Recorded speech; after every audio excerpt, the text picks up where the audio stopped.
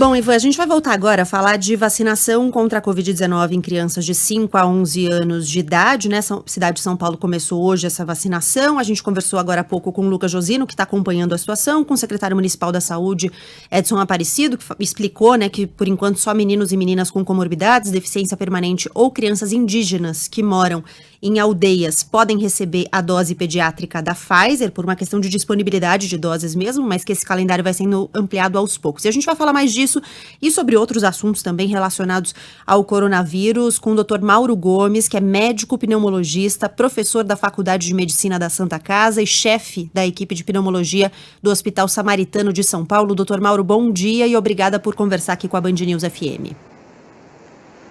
Bom dia, Ivan, bom dia, Gabriela, é sempre um prazer conversar com vocês da Band News, fico à disposição. Quero começar perguntando sobre o controle da pandemia, né? A gente tem mais uma vez os casos avançando, a gente sabe que o cenário, né, geral da pandemia mudou porque a cara da doença está mudando, os hospedeiros, né, os hospedeiros do vírus estamos mudando também, a população está mais vacinada, mas a gente ainda tem essa parcela importante da vacinação da população, que são as crianças ainda sem vacinação. Começando agora, o senhor acredita que isso muda, ajuda, né, no controle da pandemia? Muda algo no cenário geral? Eu não tenho dúvida que deve melhorar. Eu sempre tive essa preocupação desde o início da pandemia, quando se falavam sobre as crianças têm menor risco, as crianças não morrem com o coronavírus. Isso a gente estava falando lá no início com outras variantes, onde se acreditava muito nesse conceito.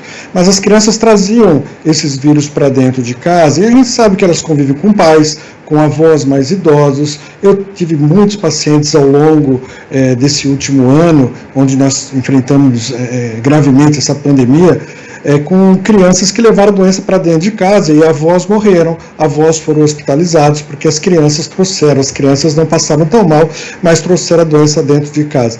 Então, é fundamental essa vacinação das crianças, porque é uma maneira também da gente ter um controle da pandemia. E com a variante Ômicron, o que a gente tem observado ao longo do mundo, é que as crianças estão adoecendo mais também.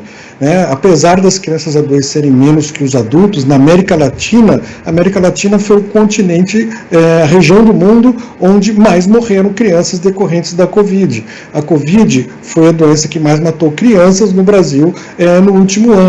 Então é fundamental a vacinação das crianças.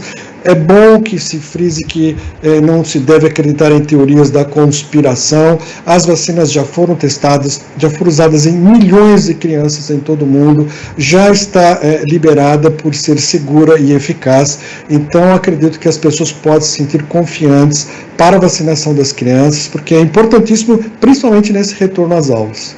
Doutor Mauro, como é que é discutido hoje na comunidade médica esse momento que a Gabriela citou, de estarmos batendo recordes em alguns números, de estar voltando ali em alguns deles, né, média móvel de casos, recorde em 24 horas, do período do pico da pandemia.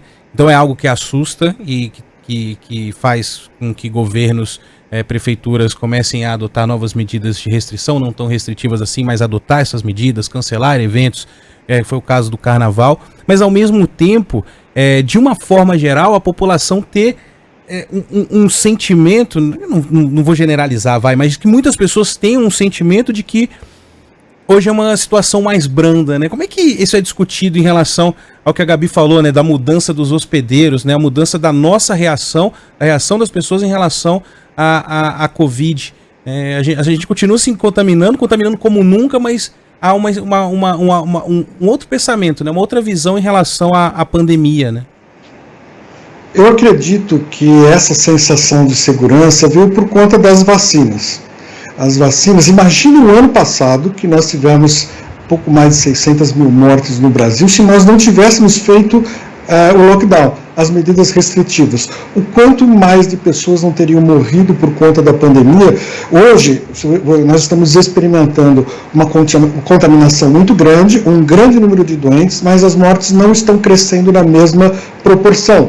Porque, muito provavelmente, quase 70% da população brasileira completamente vacinada com 2 doses, já uma percentual da população, principalmente em São Paulo, boa parte da população vacinada com 3 doses, no Brasil cerca de 15% da população já com 3 doses, isso reduz a gravidade dos casos que nós estamos experimentando. Mas como essa variante Ômicron, ela transmite muito mais rapidamente, se nós colocarmos isso em escala, o número de casos graves tem uma tendência a aumentar se as pessoas não tiverem realmente as medidas de segurança bem implementadas.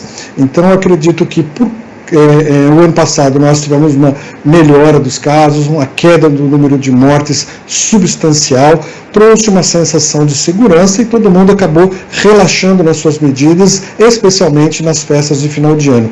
E agora, no início do ano, nós estamos experimentando um aumento muito grande, porque a Ômicron entrou no Brasil e as pessoas relaxaram as medidas de segurança. Por isso é sempre bom frisar e reforçar a importância de não se manter as aglomerações, não ir em locais com aglomeração, utilizar uma máscara boa, uma máscara eficaz, eficiente, que reduz a possibilidade de transmissão e de você receber o vírus também, e lavagem constante das mãos, se você não puder estar usando álcool gel com regularidade. Doutor Mauro, quero aproveitar aqui a pergunta de uma ouvinte. Ela pergunta quanto tempo, uma pessoa que testou positivo ainda transmite o vírus, e a gente está no meio dessa discussão, porque a gente acabou de mudar no Brasil o protocolo do tempo de isolamento para as pessoas vacinadas, a exemplo do que já tinha feito os Estados Unidos. E queria pedir para o senhor nos ajudar a entender o resultado do teste depois que a pessoa se infecta, Então ela tem a confirmação que está com coronavírus e depois de alguns dias vai fazer o teste para saber se está com vírus ou não, e enfim, e ela não sabe se está transmitindo ou não.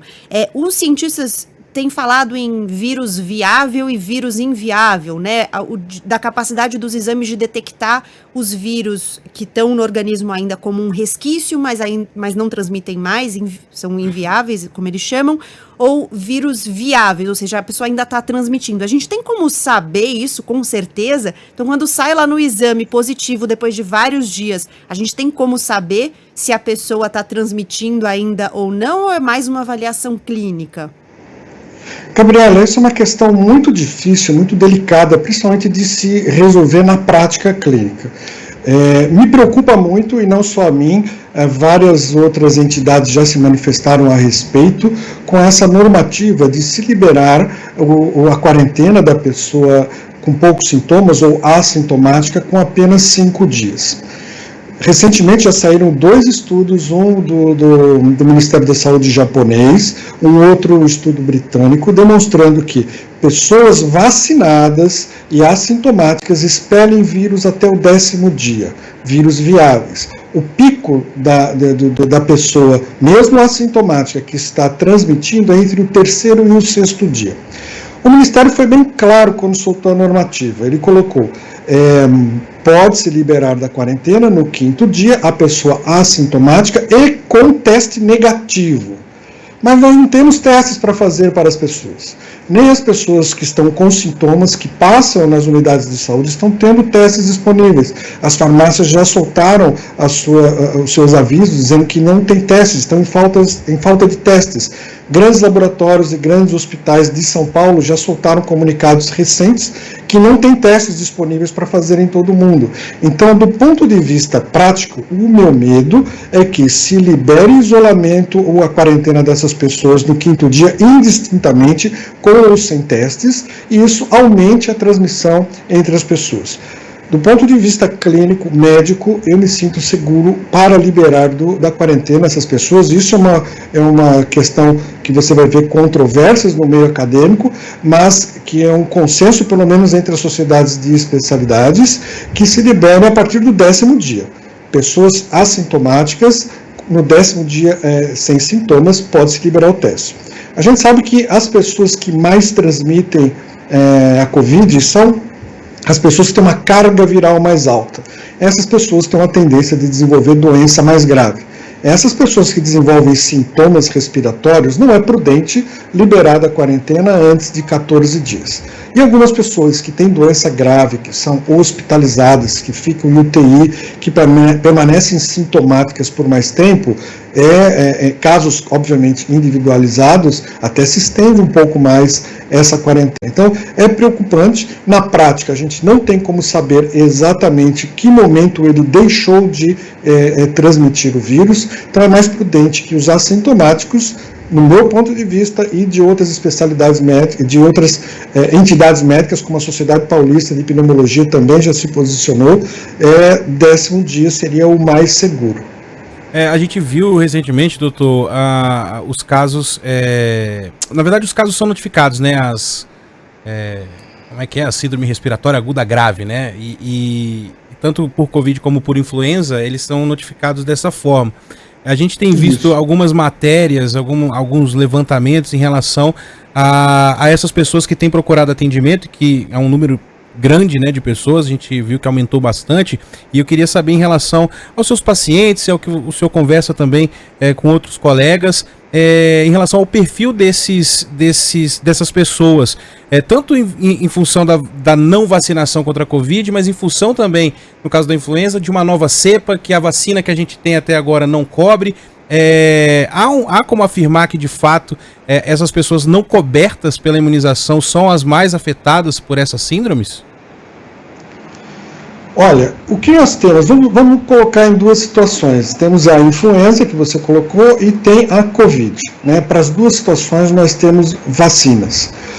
O ano passado, em relação à influenza, a cobertura vacinal não atingiu a expectativa necessária, porque as pessoas se preocuparam muito mais com a Covid e não acabaram, muitas delas, a maioria delas, não se vacinando contra a gripe. A vacina da gripe, que foi administrada no Brasil, não previa a cepa Darwin, que é essa cepa que está causando essa epidemia de H3N2 no Brasil agora.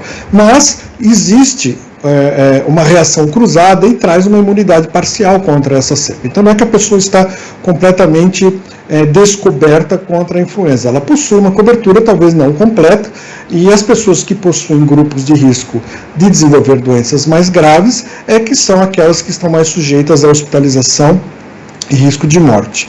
Agora, em relação à Covid, o que nós temos observado do início do ano para cá são muito mais casos hospitalizados de Covid do que de influenza, e exatamente as hospitalizações predominam principalmente nas pessoas com Covid que não completaram o seu esquema vacinal, né, as 2 doses pelo menos.